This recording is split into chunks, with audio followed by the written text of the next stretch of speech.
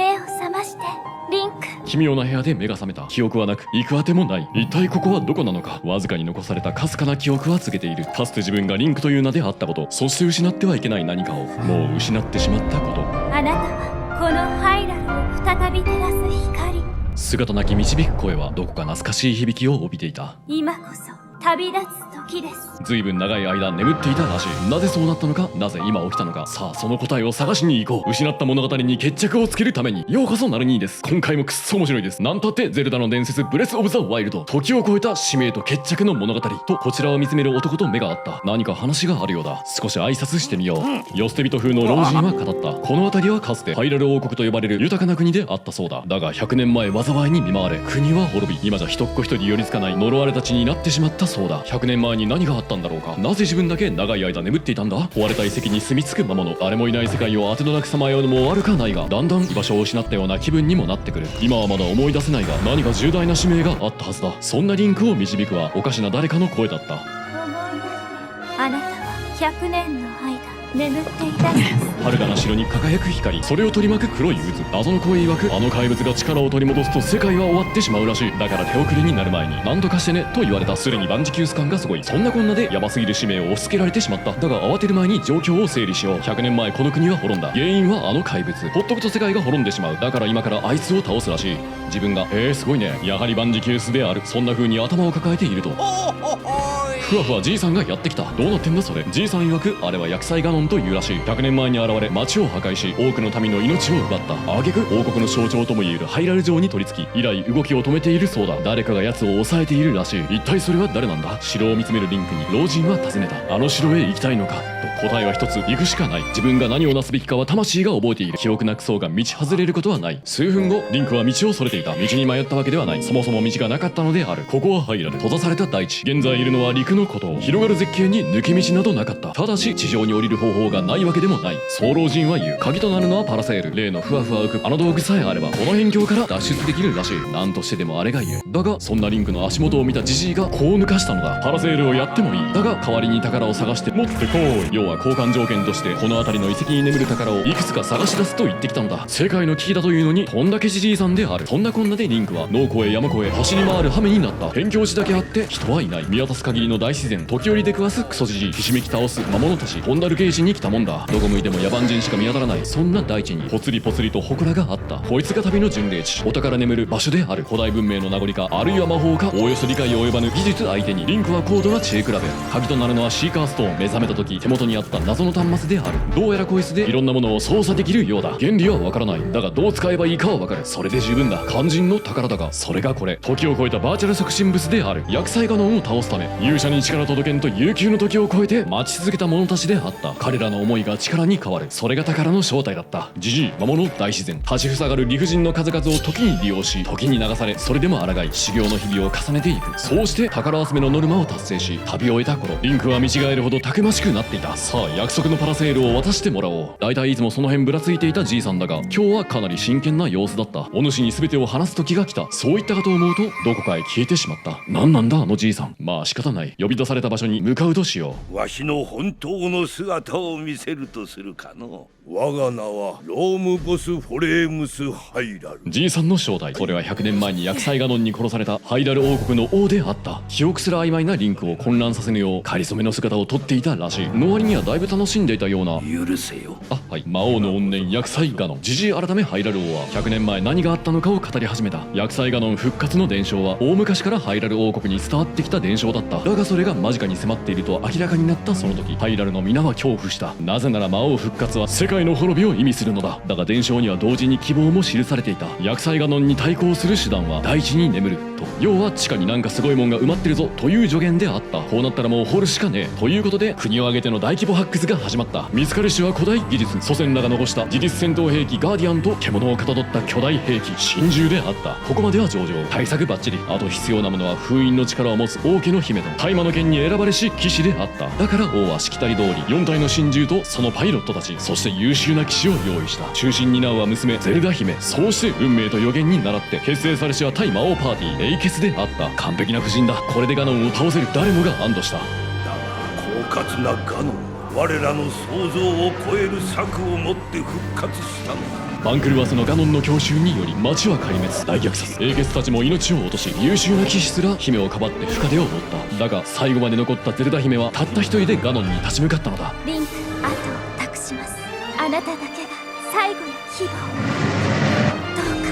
姫の名はゼルダ、わしの娘だ。そして最後までゼルダを守ってくれた騎士、それがお主だ、リンク。これが事のあらましであった。一度命を落としたリンクだが、ゼルダ姫は100年の時と全ての望みをかけてリンクを蘇らせたのである。ゼルダ姫は今もハイラル城でガノンを抑え続けているそうだが、その力も無限ではない。リンク、国を守れなかったわしに言えたことではないが、それでも頼みたい。ガノンを倒し、そして娘を救ってやってくれ。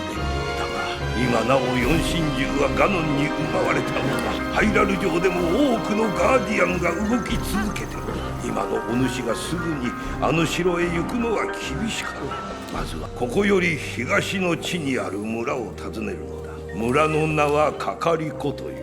そこに住むインパという者がお主の行くべき道を示してくれるだろう。手にはシーカーストーン、胸にハイラル王の助言を携え、北北東をひた目指す。いろんなものに絡まれつつ適度に殴り返し、日も暮れかけてきたちょうどその時、村の門が見えてきた。やってきたのはカカリコ村。畑に家々わらぶき屋根、穏やかな時を刻むこの村では未だ人が暮らしていた。この村にインパ様なる人がいるはずだ。ハイラル王の言葉が正しけりゃきっとリングを助けてくれるはずだ。やっと目覚めおったか。この人がインパ様だった。聞けば100年前の知り合いらしい。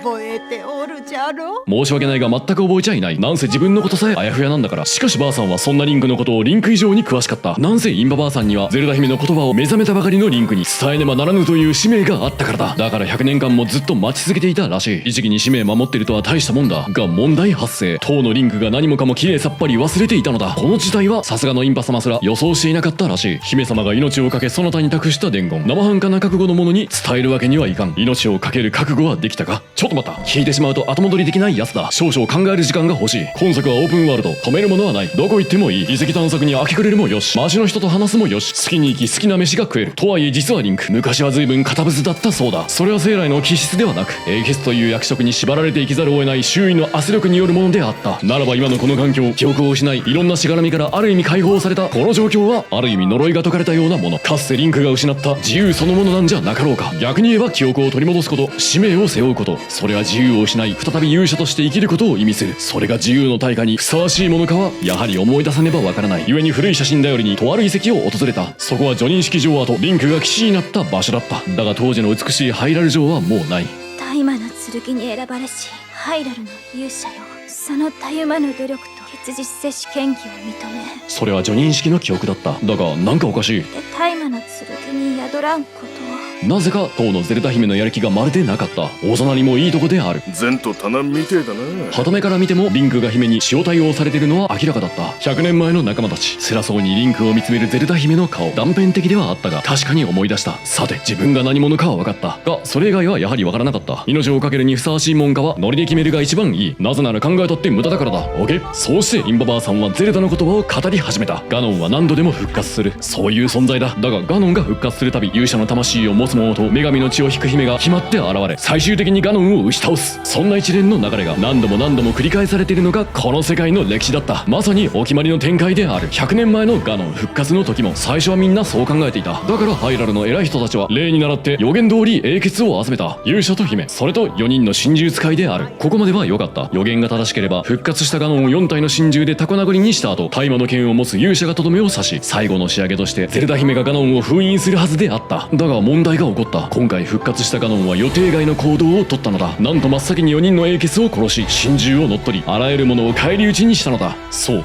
ガノンは予定調和のサイクルを崩したのである。その結果ハイラル王国は滅亡した。今はゼルダ姫が奴をギリギリ抑えているが、長くは持たない。頼みの綱はリンクのみ。一度奪われた神獣を取り戻し、再びガノン包囲網を構築せよ。それがリンクに与えられた使命だった。とはいえたった一人では不可能だ。神獣操るはハイラルに住まう4つの種族、水のゾーラ族、火と山のゴロン族、風の使い手リト族、砂人と雷ゲルト族、4つの神獣と4つの種族、彼らの助けを恋に行け。未完成の予言を成就させるために、これが100年の時を超えゼルダ姫からリンクに下された使命であった。インパ様らに別れを告げ、神獣解放の旅が始まった。責任重大である。しかも古代技術なんてほとんど知らないに等しい。どうやって制御すればいいのやら。あれは人の手で作られたものだから、私は必ずあれを薬剤ガノンに対抗できるよう仕上げてみせます。みちみち思い出した姫の姿は姫というより随分と学者っぽかった。あなたはその背中の剣を使いこなせていますか？何が言いたいんだろう。役目を背負う覚悟を聞いてるんだろうか。リンクの素質は生まれつき、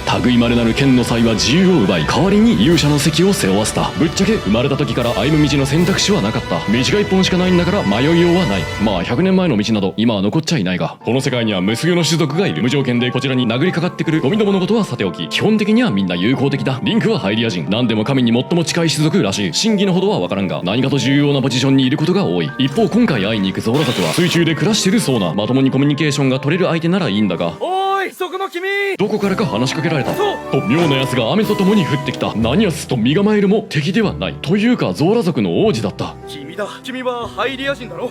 こっちに来て話を聞いてくれないか。指導寺というらしい。こんなに話しかけづらいやつ初めて見た。というかやたらキャラが濃い。指導寺はハイリア人を見つけて大喜びだった。こちらの一挙手一投足に至るまで褒めちぎってくる。まともに聞いてると思考ルーチンがバラバラにされそうだ。とにかく指導寺はハイリア人の人手を必要としていたようだ。会って早々頼み事をしてきた。今ゾーラ族は困っている。水の真珠が暴れまくってるせいで雨が止まなくなってしまった。このままでは洪水が起きる。ゾーラの里がやばい。だから助けてくれとリンクにグイグイ笑顔で迫ってきた。なんかよくわからんが大変らしい。いいよ。リンクの二つ返事に指導寺は大歓喜。これでゾーラの里は救われたと大喜びをしていた。随分請求なやつだ。王子が川にリリースされていく。いきなりどぎついやつだった。あんな激物が水に混じって大丈夫なのか心配になってくる。洪水どころか川の方が干上がりそうなもんだ。ま、どっちにせよ心中を何とかするのが旅の使命である。ゾーラ族の里までは険しい道が続いていた。ぬかるむ道に降りしきる雨、うつうつとした森に救う魔物たち。ろくな道じゃありゃしない。しかもいつまでたっても雨が止む気配はなかったが、それらしめっぽい要素を根こそぎ台無しにしていくのが指導寺である。時折川から顔出しては無限のエールを送ってくる。からその背中に乗せてくれんかな。そんなこんなで何度か死にかけた以外、特にこれといったトラブルもなく、無事ゾーラ族の里にたどり着いた。やってきたリンクに指導寺もニッコニコである。なぜか無性に引っ叩きたくなる笑顔で出迎えてくれた。指導寺はリンクを王宮に招待した。何でもゾーラ族の王様から直々に話があるそうだ。えらい大事である。ハイリア人代表として失礼のないようにしよう。ちなみに指導寺は超友好的だが、ゾーラ族全員がそうとは限らない。特に一部の者はハイリア人に恨みすら抱いていた。理由はシンプルだ。ハイラル王家がゾーラ族のお姫様を殺してしまったからである。というのも王家が召集した4英傑の一人がゾーラ族のお姫様であり、その預かったお姫様を守るどころか大厄災で戦死させてしまったからである。まあいかなる理由であれ、国民感情も悪くなろうというもの。しかもゾーラ族は超長生きで有名だ。100年前の出来事であれど、彼らにとっちゃまだ風化していない。現に通された王宮にいた大臣がえらいこちらを睨んでくる。つまりこの謁見、実はものすごく居心地が悪い。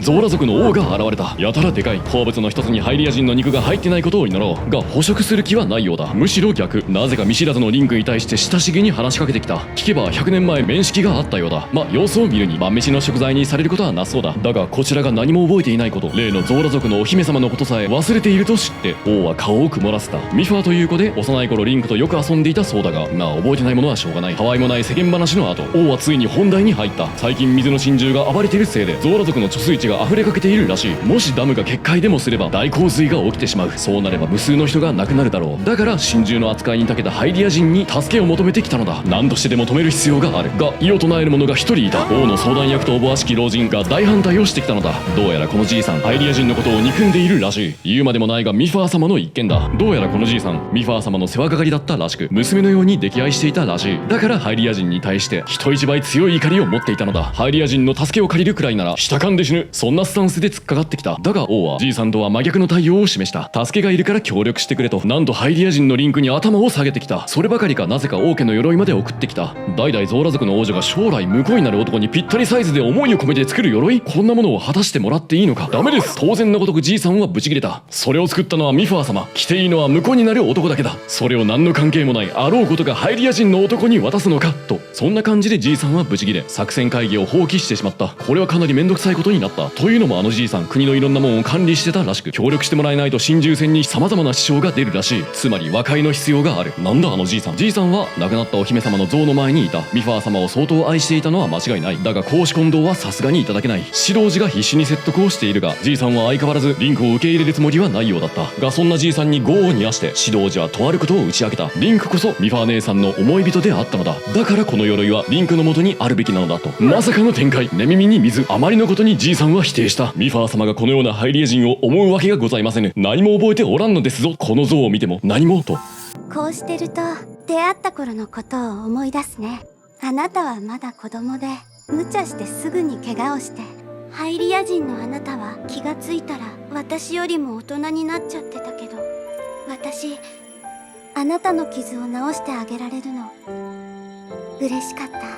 それは薬剤ガノンに備えて戦いの修行をするリンクとそれを見守るミファーの思い出だった。でもどんなに過酷な戦いになったとしても、みんながあなたが傷ついてしまった時は私が治す。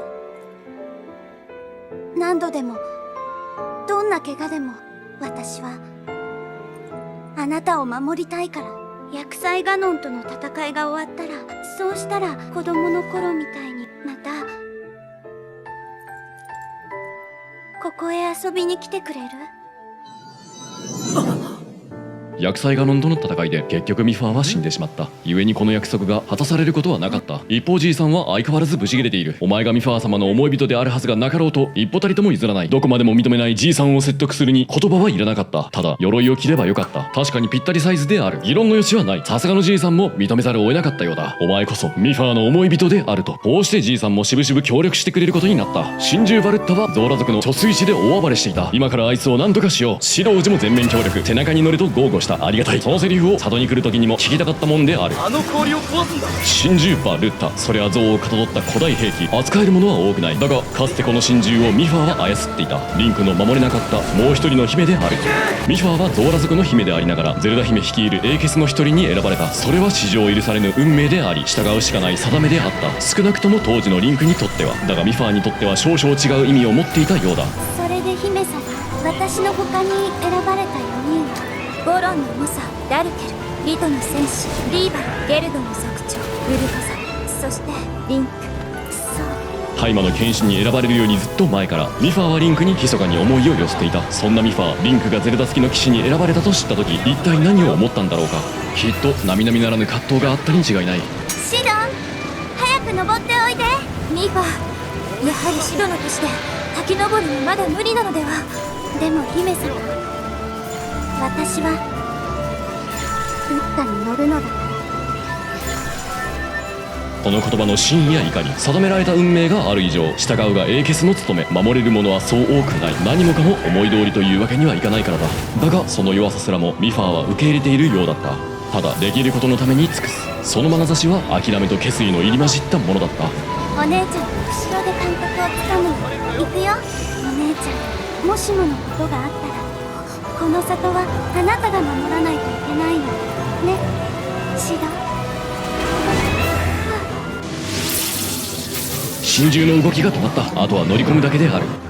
君がやらなきゃいけないことはここからが本番なんだろう。ところでシドがやけに全力だったのは、お姉ちゃんに国を託されたという自覚が根っこにあったからかもしれないね。幸運を祈っている。この先はエーゲスタルリンクでしか行くことができない。君は最高だ。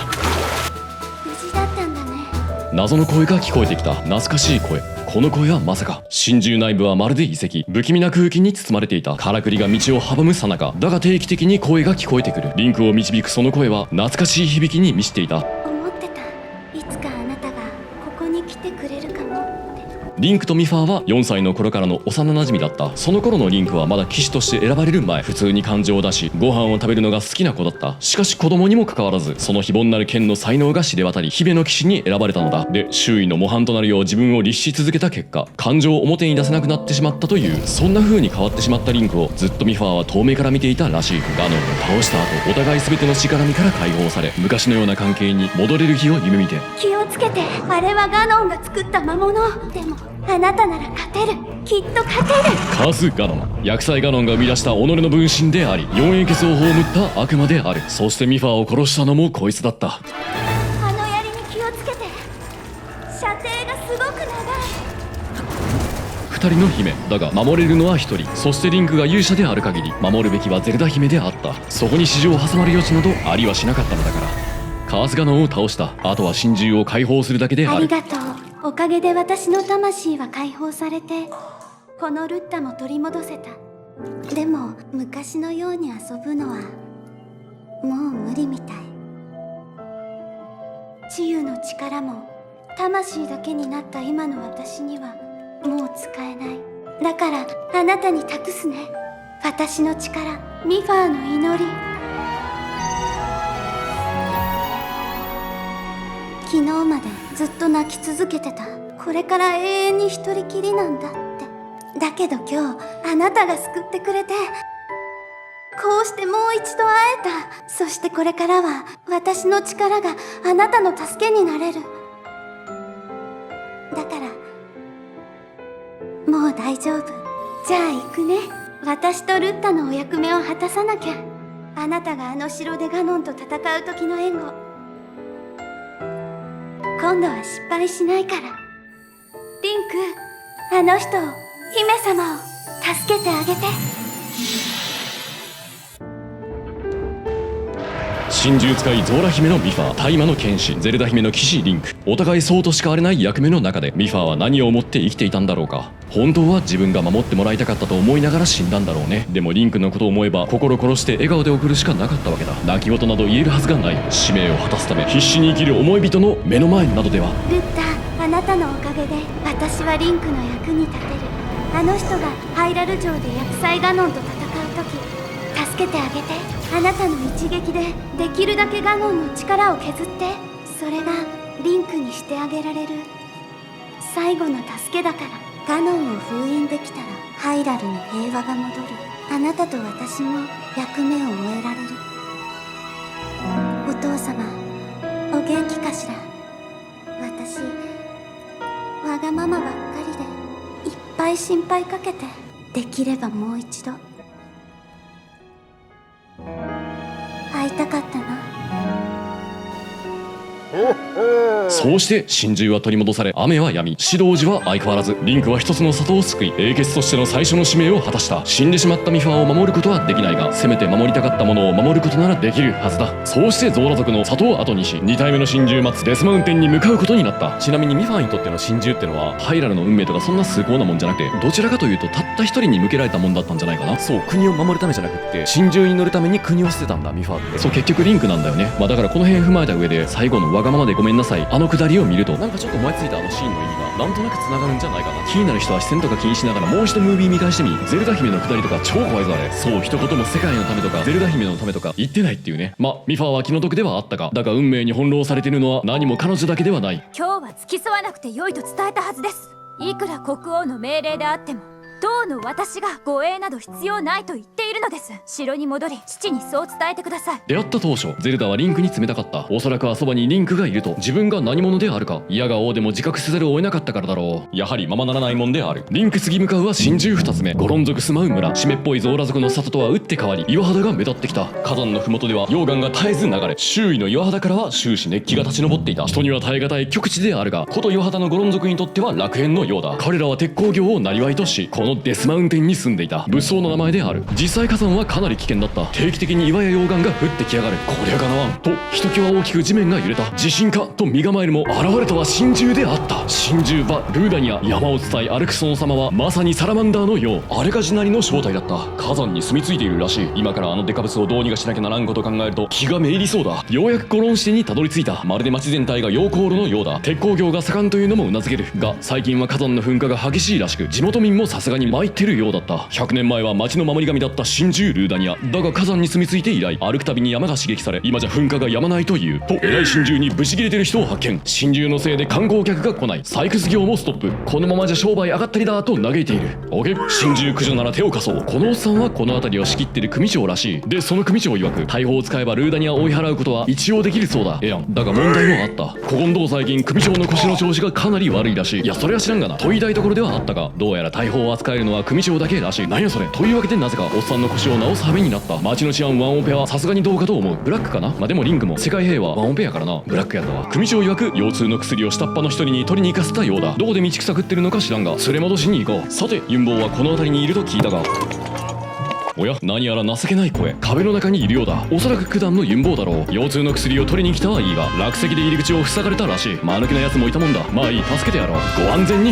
もっと威力がいるようだ。ならばこいつで助けてやろう。組長印のマスターキー、組長しか扱えないと聞いてはいたが、まあなんとかなれろ。栄唱祈り念じろ。オーケー、入り口は開いた。腰痛の薬を回収しよう。運が良ければついでにユンボウもかけらぐらいは回収できるはずだ。おやまだ生きていた。頑丈な奴だ。だが頭を抱えている。何か恐ろしいことがあったようだ。ここは優しく相談に乗ってあげよう。魔物コロ、誰か助けてコロ。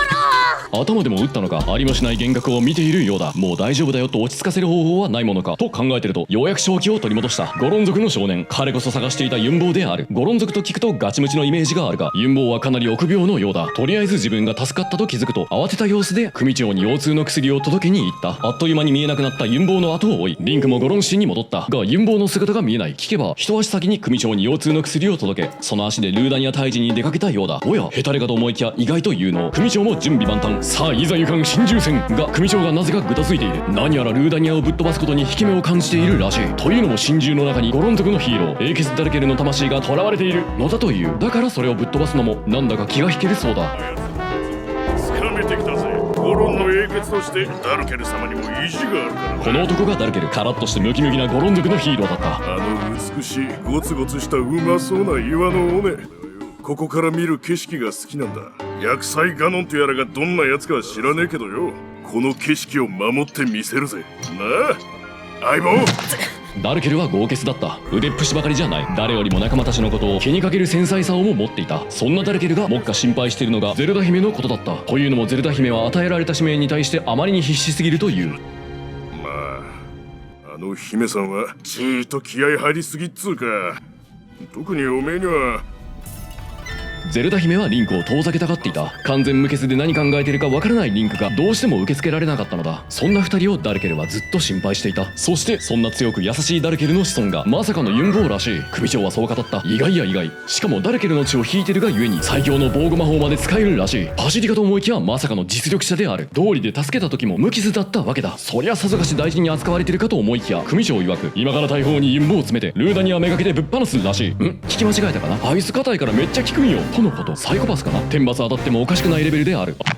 そんなこんなで組長の腰に天罰が下り、ルーダニア退治も中心になり、一人鉄砲玉になりに行った哀れなユンボウを呼び戻すことになった。しかし子孫ぶつけるとか有効活用にも程があるやろ。墓参りが逃げ出すわ。でもユンボウは硬いから鉄砲玉に向いてるらしい。さすがは組長、発想の質がヤーさんのそれである。最強の盾 VS 最強の盾、酒の席で盛り上がるかして絶対乗りでぶち込まれたに違いない。だんだんユンボウが哀れに思えてきた。やはりゴロンシティ相当闇が深いと見える。ユンボウはずっと待ちぼうけを食らっていた。言われてきたのに誰も来ない。絡んでくるのは魔物だけ。ブラックもいいとこである。助けてやろう。だがユンボウの真の敵はモンスターではなく組長ではなかろうか。ユンボウはというと怯えてずっとバリアに閉じこもっている。エーゲス・ダルケルの残した遺産にしては今一つパッとしない使い道である。どうやらユンボウは自分の実力を生かしきれていないようだった。モンスターを追い払った。とりあえずユンボウには心中討伐の中止を伝え帰らせるとしよう。だがこうなったら心中解放は一人で何とかしよう。これ以上おっさんの腰に付き合ってられない。リンクに帰るつもりはなかったが、そんなリンクを見てユンボウは驚いていた。一人で戦うのがまるでダルケル様みたいと少し目を輝かせてこっちを見ている。仲間になりたそうだ。少年の金銭に触れたらしい。そんなわけでユンボウも協力してくれることになった。親切心もあろうがおそらくそれだけではないだろう。自分にもダルケル様の力が流れている。そいつを証明したいに違いない。血筋の誇りと自信のなさ、そんな二つの思いの中で揺れ動いていると見える。そんなこんなでピュアボーイと共に心中解放戦が始まった。ルーダニアは山の上、こちらの動きを監視しているようだ。まずは懐まで忍び込もう。隠密登山も楽じゃない。一方ユンボウは意外と楽しそうだった。街を救うために力を使うっていうより自分がどこまでできるのか、それを試している節があった。どうやらユンボウダルケルに憧れているらしい。あまり自分に自信はなそうだが、ダルケル様ごっこすんのはまんざらでもなそうだ。ユンボウも目を回しちゃいるが全く痛くないらしい。大したもんだ。ユンボウも自分の力をようやく自覚し始めたようだ。度重なるユンボウのダイナミック専属よ。たまらずルーダニアも奴の根城に逃げ込んだ。やったコロ、今がチャンスコロ、急ぐコロ。守りの勝ちは硬さで決まるわけじゃない。後ろにいるもので決まるもんだ。こっから先はリンクの出番。いざ心中に突入である。久しいな相棒。ダルケルの声だ。リンクをずっと待っていたらしい。おめえは必ずここに来る。俺はそう信じてたぜ。おう、じゃあ期待に応えねばなるまい。さて少しシナリオ的な話をしよう。今作の主役はリンクでありゼルダだが、登場頻度や口数のせいで2人のことを知る機会は意外と少ない。その代わり 4A ケスの話で2人の見えない部分は間接的に描かれることが多い。例えばユンボウとリンク、まるっきり違う2人ではあるが、実のところ共通点はかなり多い。2人とも家柄に恵まれ何かと期待されがちな立場にいる。だがそんな2人の最大の違いは英雄に対するスタンスであろう。リンクは周囲の期待に応えるべく英雄像を自分に課し心にバリアを張った。一方ユンボウは英雄像を憧れとし自分の殻を破るきっかけとしたわけだ。目指すと背負いじゃ意味が違うんですよね。いやこの辺が面白いんよね。ちなみに余談ではあるが、そのリンクはカタブスとは無縁の性格である。どちらかというとお茶目。復活後のリンクが結構はっちゃけ発言しがちなのも100年前の反動に違いない。なんやかんやでカースガノン撃破、耐熱装備がなければやばかった。オーケー、心中に救うガノンの怨念を打ち払った。これでルーダニアも解放されるはずである。やったな相棒。現れたのはエーケス・ダルケル。元気そうで何よりだ。死んでるのが不思議なぐらいである。しかし面目ねえ。俺はハイラルを守ることもできずやられちまって、挙句おめえにえらい苦労かけてよ。ダルケルは最後までこの世界を思っていたらしい。自分が死んだことよりも使命を果たせなかったことの方が悔しいらしい。役立ててくれ。守りの力を譲り受けた。確かにもうダルケルにはいらないもんだろう。ユンボウに墓参りでもされない限り。忘れるなよ。俺の守りの力が共にあるってこと。別れの時だ。あとはお互いの役割を果たすのみである。姫さんを頼んだぜ。ダルケルの分までしかと守ろう。このところ少し無茶しすぎです。あなただって不死身じゃないんですよ。最近魔物に襲われたという報告が増えています。あのような強靭な種族までも混じってきていると。さあ急ぎましょう。最悪を想定し万全の構えを敷いておかねばなりません。確かに姫は万全を期したはずだった。一方こちらはルーダニア。果たせなかった決戦に備えてハイラル城をロックオン。100年ぶりのハイラル。悪かねえ景色だ。どうやら我がふるさとの健在みてえだな。無事で元気ならいいんだ。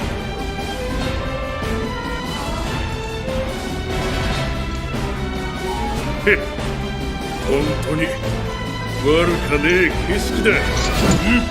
ゴロン族の町からは遠く離れた遥か西、道なき道をかけていく。次に目指すは真珠3つ目、リト族住まう村である。旅をしているといろんなものを見かける機会がある。魔物に旅人、悪天候。ひるむことなく進んでいると気になる花が目についた。これはゼルダ姫が教えてくれた姫静かだ。ゼルダはリンクに引け目を感じていたようだが、こと知識の幅に至ってはまさに学者顔負けであった。ほら見てくださいこれ。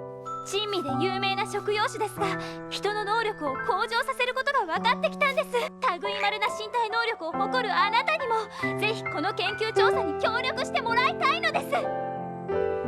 さあ恐るべし姫の好奇心。仕事モードのリンクすらも一瞬巣に戻っていた。渓谷に挟まれた森林地帯を抜けるとリト族の集落が見えてきたが、その上空に変なもんが浮かんでる。ありゃ間違いない、真珠だ。見つけたはいいが空飛んでるとは予想だにしなかった。どうやって乗り込んだものか。ユンボをぶっ放すっててもなくはないが、まあそれは最終手段だ。とにかくリト族の協力を仰ぐとしよう。リト族は見ての通り鳥みたいな種族だった。3秒で決まったような種族名である。だがそれ以上のポテンシャルを彼らは秘めていた。なんと人を乗せて空を飛べるのだという。これは良好。彼らの協力があればあの真珠のとこまでたどり着けるはずだ。早速コンタクトを取ってみよう。が集落はあまり歓迎ムードではなかった。聞けば上空を飛ぶ真珠はメドウが近寄るもの全て撃ち落とすらしい。だからみんな空を飛べなくて困っていたのだ。つい先日も一人焼き鳥になったらしい。こりゃどうしたものか。真珠をどうにかするにはまず空を飛ぶ必要がある。だが空を飛べば真珠に撃ち落とされてしまう。なるほど、これは困った。飛ばない鳥はペンギンだけだ。だが事実上リト族は空を失い平らに地面を張っている。これなら陰謀の方がまだ飛んでいた。リト族にはもはや食材としてのアドバンテージ以外何も残っていなかった。そんなわけで村の中央には使われなくなった飛行場が残っていた。かつてリト族はみんなあそこから飛び立っていたらしいが、今じゃ焼き鳥になりたいやつ以外使うことはないという。その飛行場の名をリーバル広場という。エーケス・リーバル、100年前リンクのライバルだった男の名であ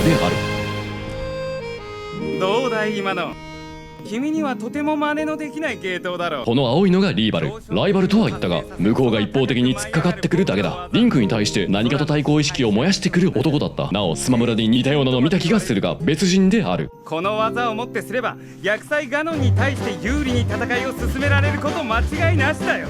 つまりこの僕リーバルこそ薬剤討伐の要にふさわしい戦士ってことさ。弓の腕は確かだが何かとマウント取ってくる。なのに僕に与えられた役目は君の援護。古臭い大麻の剣とやらの主ってだけで。コウトリさん自分が脇役だからっていじけてはる。愚の骨頂だよね。おや怒ったのかい。それなら勝負と行こうじゃないか。場所はそうだな、あそこなんてどうだい。スマブラの方がいいかな。ごめんごめん。君は一人じゃあの真珠に行くことさえできないんだっけね。ご覧の通りのやつだった。超高飛車、マウントの化身、真珠バメドウが近寄る者皆叩き落とすのも奴自身の性格を反映してのことか。何にせよ命知らずの協力者が必要だ。当ては一応ある。先日リト族の誰かが真珠に撃墜されたわけだが、この友人がまさに今復讐を企てているそうな。ならばこちらに協力してくれるやもしれない。骨のある戦士と聞いたが、果たしてリトの戦士ってば確かに骨はありそうだ。だがネーミングセンスが真っ先に悪あがきしてる。名付け親の技ポイントが枯渇でもしたというのか。俺は忙しいんだ。不愛想な鶏肉であるが、食材に愛嬌を求めるも酷というもの。事情を話し力を示し手羽の協力を取り付けた。さあいざ向かわんばメドウ戦。真珠馬メドウは謎の力で浮いていた。側面の大砲を手羽先に押し付けた隙にリンクはバリアを解除した。これで奴に乗り込める。君にはこれないよねとどやっていたリーバルに見せつけてやりたいもんである。頑張れよ。ちなみに手羽はいつの間にか負傷していた。以上だ。そんなこんなでバメドウに降り立った。さて約束の勝負と行こう。場所は確かここだったな。おや、見たことあるかも。君は必ずここに来ると思ってたけど、でも100年ってのは待たせすぎだよね。相変わらず憎まれ口を叩いてきた。とはいえ別に邪魔してくるわけじゃない。なんやかんや言いつつリンクには協力的であった。あそこまでいけるかな。微妙に素直じゃないのはご愛嬌である。真珠内部は風が吹き荒れていた。ともすればぶっ飛ばされかねない通路をえっちらおっちら進んでく。ちなみにあんだけ高飛車だったリーバルではあるが、実は相当な努力家でもあったもっとうまく乗らないと。あのマウントは無数の失敗の上に築かれたものだったらしい。もっともヤス自身はそんなこと隠したがっていたようだが、覗き見なんていい趣味じゃないよね。リーバルとゼルダ姫、あんまり二人が絡むイメージはないが、リンクに対する感情だけはなぜか二人とも似通っていた。その理由ではあるが、ぶっちゃけ劣等感である。エーケスリーバルは実力者であった。他の人と比べても頭一つ抜きんで出ると言える。だがそれはあくまで努力の産物だった。どんなに努力しても添付の際には及ばないことがある。リーバルにとってそれがリンクだった。リンクの天才的な騎士としての素質、それを前に自分は脇役に過ぎない。なぜならいくら努力しても勇者の天命だけは手に入れることができないんだから。もっとも手放すことだってできないわけだが、何せよ努力のリーバルにとっちゃ面白くない話である。運命なんて受け入れじゃ負けだったのだ。要は超えるべき壁として見上げていたのはリーバルの方だったという推しである。この辺綺麗事だけじゃないのがゼルダの伝説。意外と大人向けなとこなんよな。みんなそれぞれ好き勝手理想抱いて、だからそれぞれ苦労してるっていうね。自由意志がどれだけ自由な人生に寄与するかは結局のところ置かれた環境次第である。ままならないもんだ。パースガノンが現れた。ままならないぜ筆頭おじさんの怨念である。気をつけた方がいいよ。100年前僕油断しちゃってさ、ガノンが作ったそいつにやられたんだよ。本当は言いたかないんだよ。僕の仇討ち頼んだよ。言えたじゃねえか。まだまだ素直とは言いづらいが、100年間ですっかり丸くなったらしい。さああいつが果たせなかったカースガノン討伐、仇討ちと行こうか。厄災ガノンの討伐受けてやってもいいよ。ただしこの僕が援護の大役を仰せつかることになる。確か大麻の剣の騎士だっけ。彼が今の技を見て自信をなくしても責任は持たないよ。人知れず努力を重ねていたリーバル、きっと証明したかったんだろうな。努力は才能を上回る。志あらば誰より高く飛べるはずだ。だからリンクにあそこまで張り合っていたに違いない。古臭い運命など風さえ吹けばどうとでもなると証明したって。おや、本当に倒しちゃったのかい。尺だね。でもおかげで僕の魂は解放されて、このメドウも取り戻すことができた。君にしちゃ頑張ったんじゃないか。どこまでもマウントだけは取りに行くスタイル。嫌いじゃないリーバル。どこまで行っても負けず嫌いなヤスである。ようやく認めてくれたようだ。しぶしぶとすがすがしさをここまで同居させるやつも珍しい。これから僕はこのメドウを移動させてガノンを撃つ準備に入り、君がハイラル城で奴と戦う時助けてあげるためにね。感謝してくれよ。じゃあそろそろ行きね。まだやることが残ってるだろう。あの姫は君をずっと待ってるんだぜ。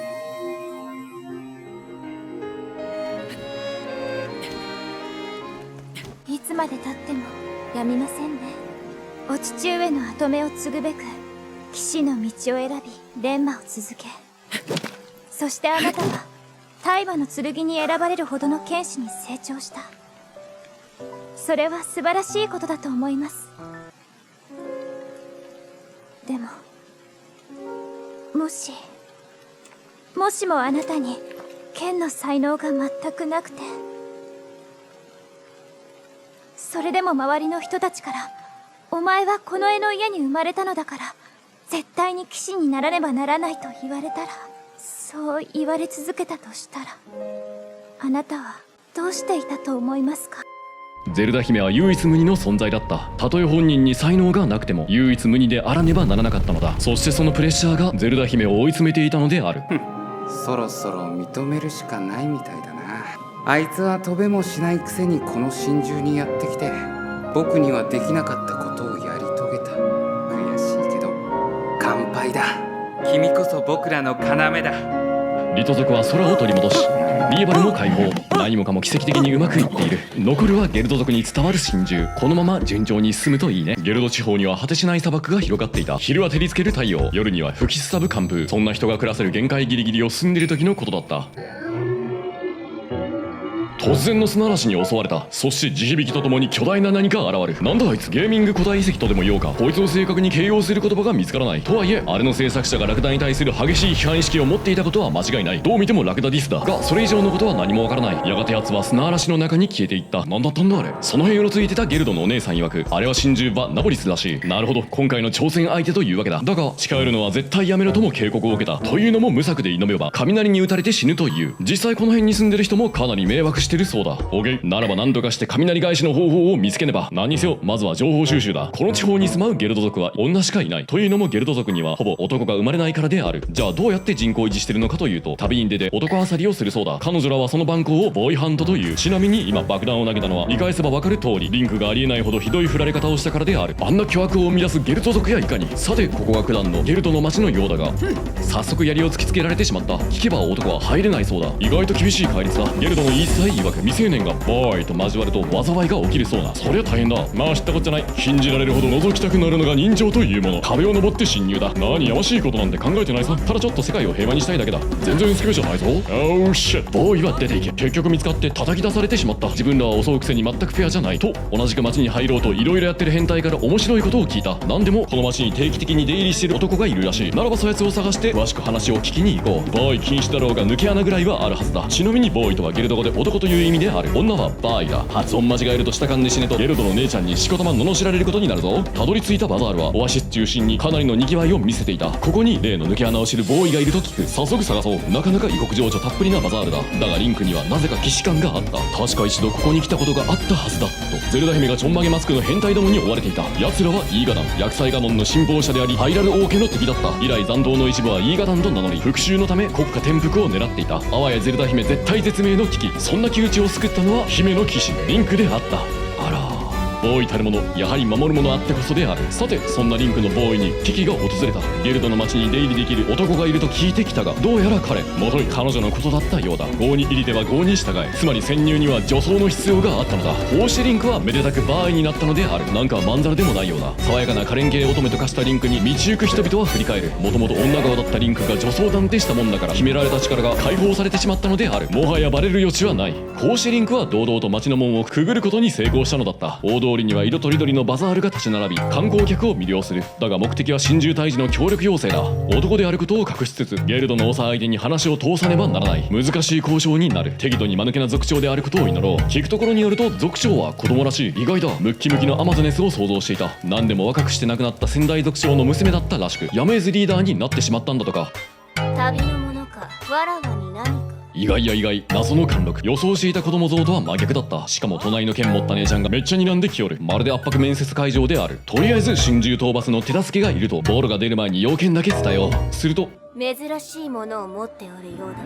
英傑の証シーカーストーンからこちらの正体を一瞬で見抜かれてしまった。100年前眠りについた大麻の剣のリンク、伝説の存在であると。そしてボーイだと女装がバレた。こりゃまずい。だが英傑とあれば話は別と、ルージュは特別恩赦の余地をちらつかせてきた。よかったと胸をなで下ろすもつかの間、ここぞとばかりに危険な仕事をふっかけてきた。盗賊のアジトに単独潜入して奴らに盗まれたとある宝を取り戻してこい。やばい仕事かもしれんけれど頑張ってね。英雄ならそれくらいできるよねとのこと。要は危険な仕事を無条件で押し付けられたわけである。状況としては引き受けざるを得ない。ルージュ幼い割にやり手であった。ちなみに盗賊の正体は例のイーガダンだった。何でも奴らが盗んだお宝は雷鳴の兜とかいう神器らしく、真珠ナボリスの放す雷を打ち消す力があるんだとか。なるほど、それがノン信者の奴らとしては面白くない代物だ。真珠解放阻止の地味な嫌がらせである。ちなみにイーガダンのボスは腹の出た変なおっさんであった。異次元のファッションセンスである。引きつけを起こしたメンドリみたいな服の着こなし方だ。そんなおっさんに当然カリスマなどあろうはずもなく、ボスというのにぼっちで戦っていた。一応部下はそばにいるはずだが、妙だな。若い衆あとは頼んだぞという断末魔を残して奴は消えていった。だが結局誰も来なかった。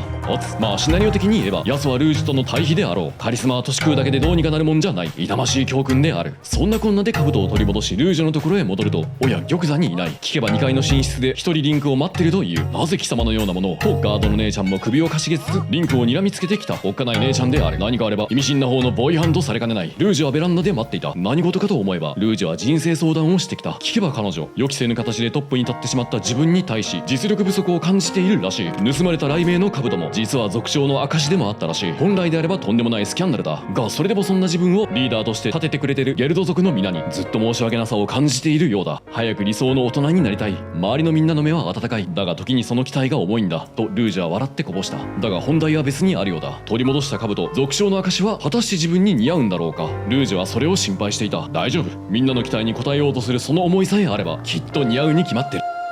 ああ、目の当たりにした衝撃はリンクの意識を吹っ飛ばす威力を持っていた。ああ、呼び立ててすまなかったね。ガノン対策のため異物調査に奔走していたゼルダ姫は疲れ切ってウルボザの膝で寝ていた。で、どうだい？この子と仲良くできてんのかい？一言も発してないのにうまくいってないことがバレてしまった。でも勘弁してやりなよ。おひいさまはあんたの背にある剣を見るたび落ち込んじまうのさ。自分はハイラル王家の出来損ないだって。この子はさ、ずっと頑張ってきたんだよ。姫の役目はガノンの封印。しかしどれだけ努力すれど彼女に力は宿らなかった。故にせめて自分にできることをと異物の研究をずっとしていたのだ。姫の広い知識はそんな挫折の副産物だったのだ。だからさ、守ってやるんだよ。あんたがね。天性の剣士リンク、力がないのに期待だけされるゼルダ姫。そりゃ自分が責められているような気がしてリンクをまともに見ることができなかったわけだ。とこちらにも不釣り合いな異物に振り回されているお嬢さんが一人。被ってるというよりめり込んでる。そういえばこの大惨事の感想を聞かれている真っ最中だった。似合ってるか似合ってないかで言うと、まあいい意味で似合ってますね。それはさておき、ルージュは心中の動向を気にしていた。いつ何時町に来てもおかしくはない。族長としてゲルドの民として何としてでもあれを止めねばなるまいと決意新たに彼女は宣言した。少なくともルージュ、志のサイズは族長のそれであった。そんなこんなで悩めるルージュの協力を取り付けた。まあクッソ似合わない兜であれ、長であるなら被り続けねばなるまい。大切なのは死ぬほど似合ってないという事実ではなく、むしろそれに似合おうとする意志の方であろう。あり、やっぱつれえわ。前頭葉カブトムシにかじられてる人にしか見えない。とはいえそれ以外は似合ってると言える。ルージュはしっかりと力を使いこなし、真珠ナボリスの雷を退けることに成功。ジンキはルージュを受け入れたのである。いよいよ真珠戦である。ルージュから離れないように気をつけながら真珠の足を射抜くのだ。ともすれば脱走を試みる愚かな獣を何とか制御。四苦八苦しながら真珠の動きを止めた。ナボリスを沈めることができる。ここからはそなたに託すしかない。こんな状況だというのにルージュは物おじしていなかった。背負い続けることでいずれ様になるもんだ。リンクの助走がもはや違和感などなくなってきたように。リンク、頼んだぞ。真珠内部に立ち入ると英傑ウルボザの声が聞こえてきた。懐かしい顔だね。あんたは必ずここに来る。私はそう信じてたよ。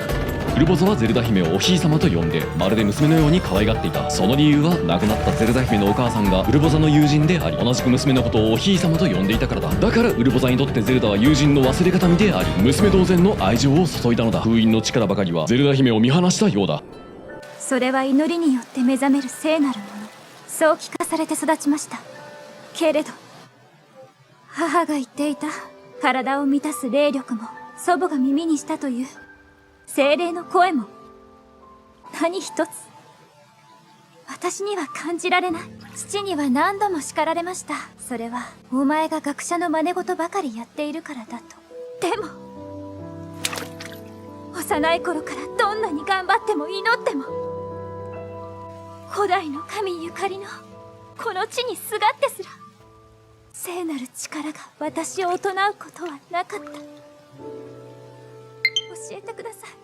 私には何が足りないのですか？バッテリーとか足りてませんね。とはいえそれ以外にもゼルダ姫には足りないものがあったようだ。でも足りないものは本当に才能だったんだろうか。というのもゼルダ姫は100年もの間ガノンを抑えている。この瞬間今だってそうだ。つまりあの後何かをきっかけに発言したのである。何か理由があったに違いない。封印の力はすなわち祈りであるという。そして誰がやっても再現性あるものが学問だ。ゼルダ姫の最も得意とするものである。だがそんなゼルダ姫があらゆるノウハウを試したものの再現できなかったのが祈りであった。歴代のゼルダ姫はうまくやっていたというのに、しきたり通りやろうとしていたのに、どうして彼女だけはうまくいかなかったんだろうね。カースガノンを倒し真珠を解放した。4つ目ともなればもはや手慣れたもんである。そんなリンクの前に現れたのは英傑ウルボザであった。さすがだね。これでやっと自分の仕事を果たせるってもんだ。あんたの助けになるっていう仕事をね。またしたな問いあんばかりの貫禄。見ての通りの姉御肌。この状態でなおリンクとゼルダの行く末を案じているようだった。私らのことであんたもおひいさまも苦しんだんだろうけどね。こうなるしかなかったんだよ。あんたらのせいじゃない。あの子に伝えておくれ。もう気に病むんじゃないよって。胸を張っていいんだっておひいさまを頼んだよ。ああ、ついでにこのハイラルもね。ハイラルがついでだった。まあ住むものあっての世界とも言える。思い出したは痛ましい記憶であった。どれだけ努力しても報われないゼルダ姫に仲間たちはかける言葉に困っていた。目覚めなかったんだ、封印の力。ごめんなさい。おひいさま頑張ったんだろ。それでダメなら仕方ないよ。案外何かのきっかけで封印の力は目覚めるかもしれない。ありがとうウルボザ。姫様、うまく言えないんだけど、私考えてみたの。治癒の力を使うとき何を思ってるんだろうって。そしたらそれは巨大な振動、異変が起きた。目の当たりにするは悪夢の目覚め。ハイラル城が襲われていた。厄災ガノンの復活である。大丈夫だ姫さん、奴は俺たちだけで何とかしてみせる。よーしみんな、自分の心中に乗り込んで厄災を打つ準備だ。定められた時が来ただけだ。みんな迎え撃つ準備はできていた。ただゼルダ姫を除いて。さあおひいさま、あんたは安全なところへ。いいえ、私も行かせてください。何もできないかもしれないけれど、せめてみんなと一緒に。100年前私らはあっさりと奴にやられちまったけど、もう負けるわけにはいかない。厄災ガノン、研ぎ話によればあいつも元はゲルド族だから、私もあんたも全力で奴に立ち向かう。それがゲルドの意地ってもんだろ。しっかりガノンを捉えていておくれ。リンクが奴と戦う時、すごい一発を食らわせてやろうじゃないか。今からその瞬間が楽しみだよ。全ての真珠を解き放った。砂漠に別れを告げインババーさんの元へ戻ろう。ゼルダの命、四真珠の解放を確かに果たしたと。ガノンの力は弱まっている。今こそ倒す好機である。最後の仕上げだ。ガノン討伐の鍵となるは大魔の剣。かつてリンクが背負ったそれを取り戻す時が来たのだ。ハイラル城の北、人寄せぬ迷いの森のその先に未だ剣は眠っているという。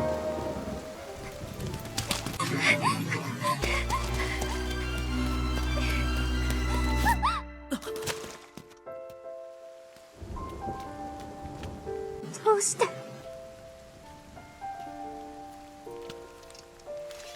てこんなことに。真珠が、ガーディアンが私たちを襲うなんて、まさか厄災にカノンに奪われるなんて。タルケルもリーバルもミファーもウルボサもきっともう真珠の中に。私のせいです。封印の力に目覚められず、カノンに立ち向かうはずの異物たちまで奪われ、私が今までしてきたことは何の役にも立たなかった。だから大切な人たちを、民を、仲間を、お父様を死なせてしまった。やっぱり私は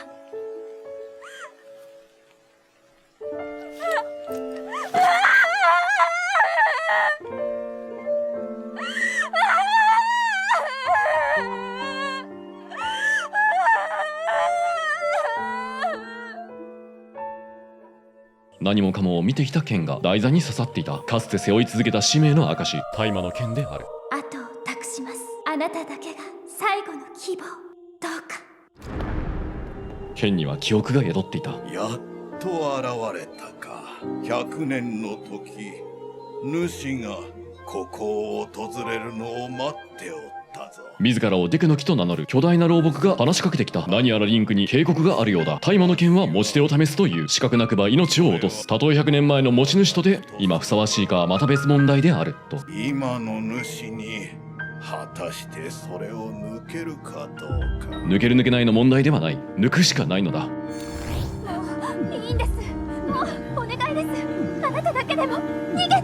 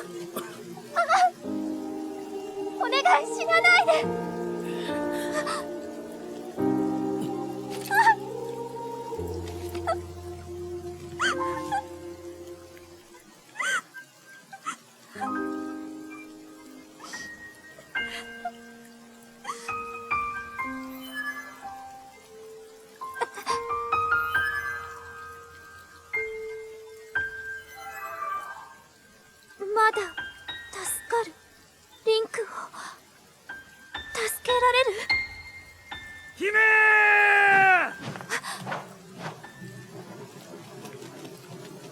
姫、ご無事ですか？あなたたちにお願いがあります。この人を海星の祠まで連れて行ってください。急いで。彼の命を燃え尽きてしまう前に。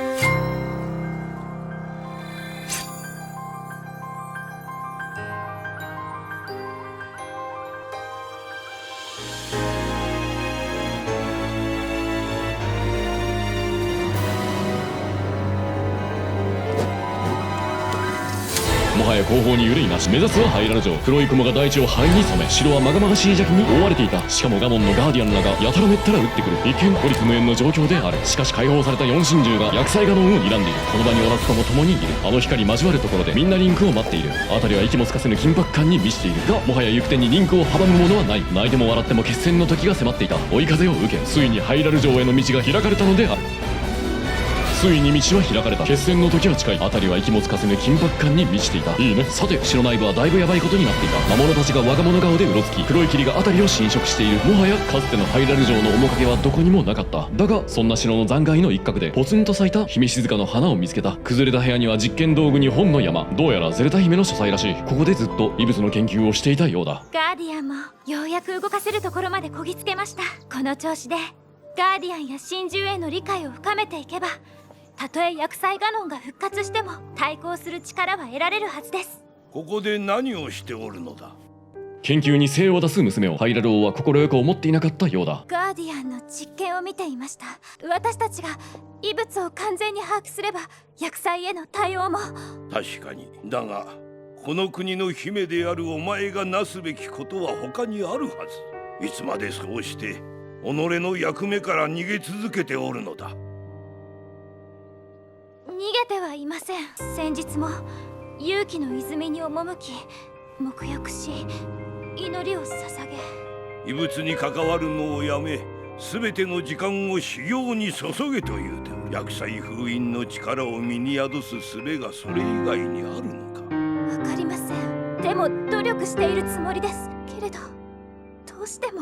だからせめて今の私にもできることを。言い訳は聞きとうない。王として命令する。今後一切異物に関与することは許さん。泉での修行に専念せよ。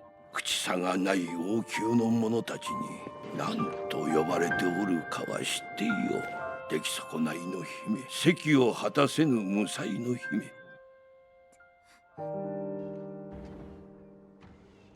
そうではないという証を立てるのだ。よいな。はい、お父様。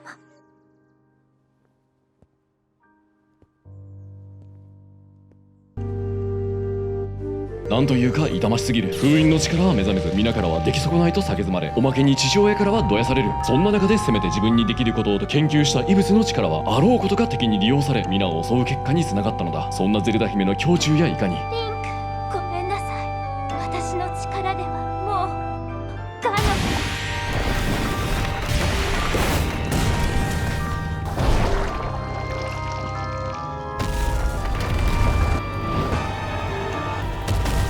ゼルダ姫の力がついに限界を迎え、ガノンが復活した。その姿は異形そのもの。巨大な体に継ぎ足された手足、全身に埋め込まれた機械部品。ハイラル城に救うもの、薬剤ガノンが現れた。一筋縄とはいくまい。だがそれはこちらも同じである。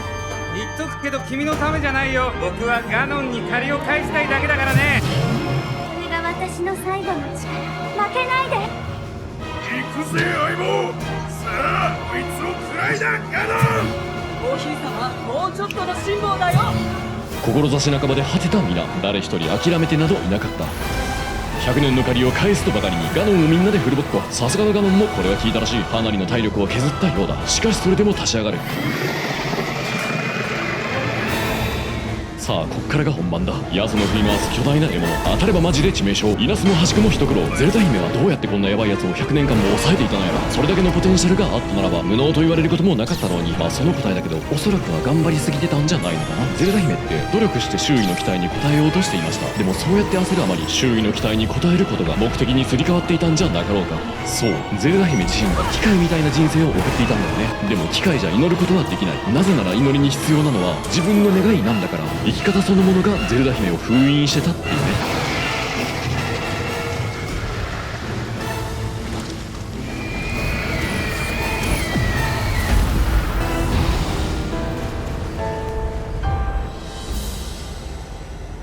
薬剤ガノンを倒した。だがまだ終わりではないようだ。奴はまだ生きている。いや正確には死にきれないだけかもしれない。ガノン、はるか古代に生まれ、幾度滅ぼされようとも復活を繰り返す憎悪と怨念のゴンギ。復活を諦めないモーネから暴走した姿、世に放てば100年前を超える悲劇となるでしょう。怨念の化身魔獣ガノンが現れた。4英傑と同じように死ぬに死にきれぬ存在である。とはいえ英傑らと違って奴には思い託せるような相手などいるはずがない。故に奴の破壊行為には一切の躊躇がなかった。でも奴の破壊が意外な人物を意外な形で救う結果にもつながっていた。ゼルダ姫の力はかつて封印されていた。それは何も特別なものではなく、こう生きるべきという周囲の期待によるものである。本来ならばある程度自分の本心とバランスを取るもんだが、幸か不幸かゼルダ姫クソ真面目だったのである。ぶっちゃけ半分はハイラル王が悪いとは思います。ハイラル王はゼルダ姫に機械いじりばかりしてるから祈りの力が身につかないんじゃと言っていたが、当の本人がゼルダ姫に機械のような人生を押し付けていたのである。そんなわけで多分ゼルダ姫の私生活にゼルダ姫自身の居場所はなかったと思うんだ。自己否定に苛まれてソラリンクにも塩対応になるわ。だから封印の力に目覚めてなかったというよりも、その力をずっと内側に向けていただけなんじゃないんかな。だから自己評価相当低かったと思うよ。条件満たさないと愛されるべきではない、そんな感じあったと思います。だからリンクをやたら嫌ってたのは自分には守られる価値がないっていうどこかそんな自覚があったからだと思うんだ。だから国が滅び役割から解放され初めてゼルダ姫は自由になったんだ。で同じように自由になったはずのリンクが使命関係なしに自分をまた守ろうとしてくれることに気づいて、そこに初めて祈りの本質を見出したんだと思う。あ、無条件で許されていいんだって。リンクがずっと守っていたのは役割としてのゼルダ姫じゃなくって、ただそこにいる自分だったって。ガノンが苦しんでいます。でもゼルダ姫を愛してくれるみんな、守ってくれるみんなたくさん身の回りにいたと思うけれど、それがお姫様としての自分に向けられたものでないことを自覚するにはやっぱりハイラル王国が滅ぶしかなかったんじゃないかな。国がある限りお姫様だから、みんなの思いが本当かどうかは失ってみないとわからなかったんだよね。今あなたがどれだけの力と記憶を取り戻せているのか私には分かりません。でも私はあなたの勇気を信じてリンク・ガノンを倒して。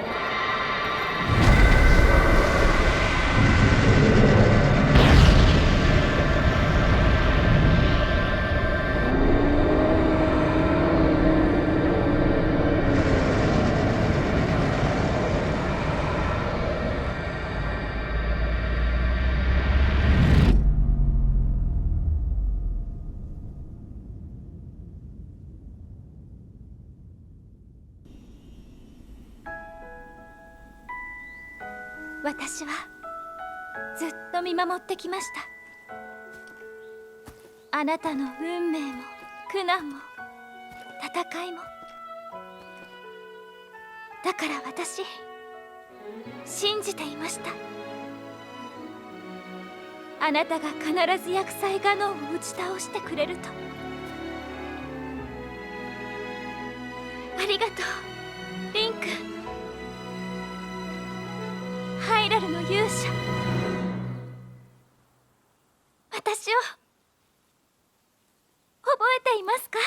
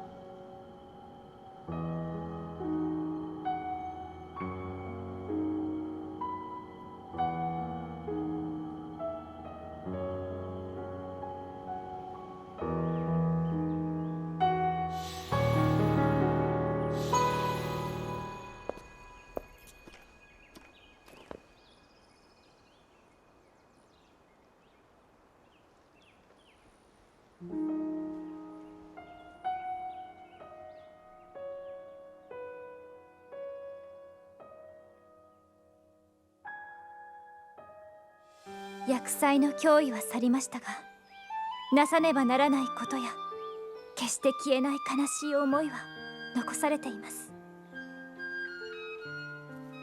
けれどこの国の人々ならきっと昔よりも素晴らしいハイラルを作ることができる。だから私はその助けになりたいのです。さあ行きましょう。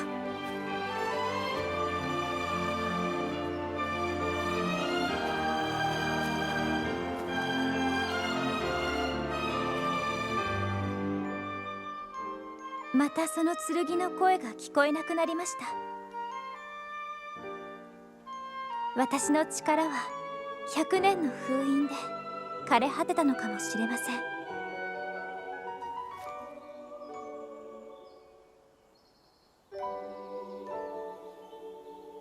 でも私もう平気です。